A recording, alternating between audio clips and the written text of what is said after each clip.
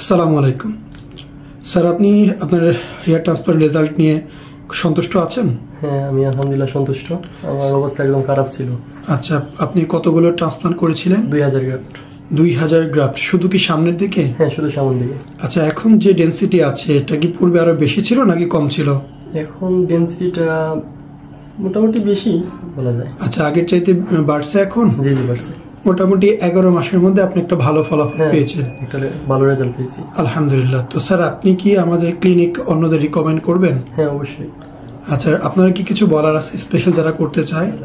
যারা করতে চায় আমি বলবো লেট করার কোনো প্রয়োজন নাই। যত বেশি লেট করা হবে মানে ততই হেয়ার ফল হবে আর ডোনার এরিয়াটা নষ্ট হওয়ার সম্ভাবনা থাকে। তো দ্রুত করে নেই মানে ভালো। তাহলে স্যার আপনি মাত্র 2000 ট্রান্সপ্লান্ট করেই আল্লাহর রহমতে ভালো আছেন।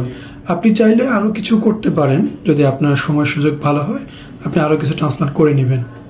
এটা সময় হলে দেখা যাবে। আচ্ছা স্যার, অনেক অনেক ধন্যবাদ।